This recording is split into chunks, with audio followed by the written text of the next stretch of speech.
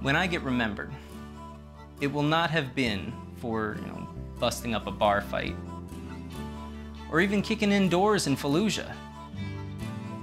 It'll be for choosing the right path when it could have been so much easier to go down the wrong path, to let myself get bogged down by feelings of insecurity or anxiety and ultimately let it kill me.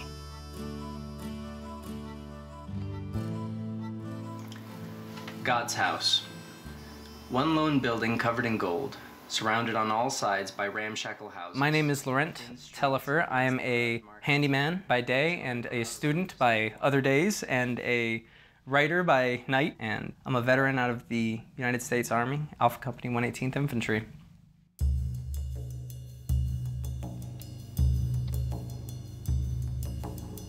When I got out, I was so sure that I was going to have a short life that I even found jobs that would create that.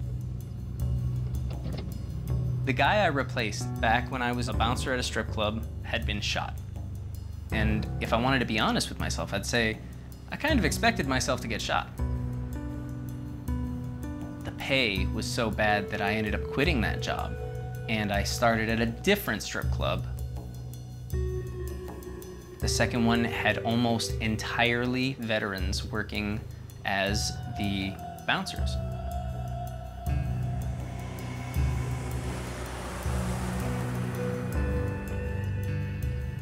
And after a while of being there, I realized that all I really wanted was the camaraderie that was really what I missed, to be around veterans again.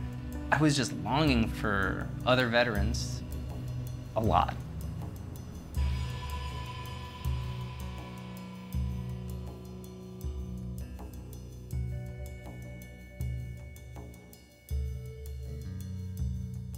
God, the worst day was I went to a bar. I ran into a buddy of mine who I haven't seen since Germany. The only thing he wants to talk about is, oh, did you hear about Hernandez? Yeah, Hernandez didn't make it. And, oh, Enriquez getting liver surgery. They think he may have been exposed to radiation while we were downrange. And weren't you with him and that, this and that? I don't know. I don't have liver cancer. Why would you even put that thought in my head? And my response to that was to go home. I fell asleep. When someone woke me up like a day later, I got mad at them, got drunk, and slept for 2 days. I didn't leave the bedroom. So that's 3 total days gone because I ran into a battle buddy.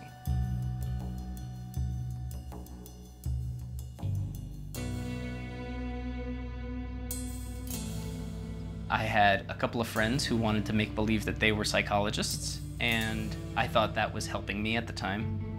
To have them say, "You don't need help, you're fine, you just, come on, let's have a drink."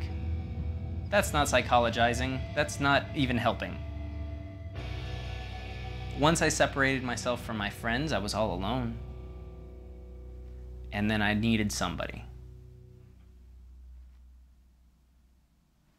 And that's when I went into to therapy.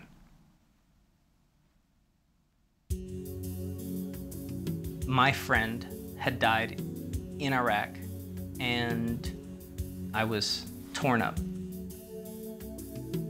When my psychologist heard about Soto, I realized I'd never introduced that, it was a best friend of mine. Oh my gosh, we spent every waking hour together in Iraq. Soto was larger than life. After he died, everything was temporary. Everything was so close to the end.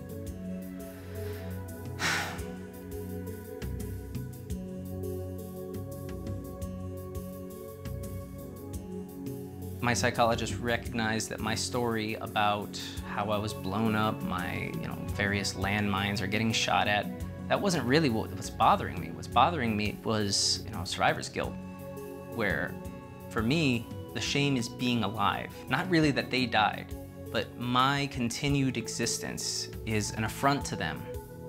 It's just your own mind playing tricks on you. Once my doctor got me to face that, I think that's really the turning point. I decided, if I am going to be alive, and if Soto cannot be alive, then I'm gonna have to do it for both of us. I'm gonna have to live a long time, and I'm really gonna have to make the most of it, the way Soto would have. big, we are not just getting an associate's degree. No, we are getting a full bachelor's degree in exactly what we want to do because we are going to be famous at it. If it takes forever to be the best writer, I will do that forever. SOTA would want that for me.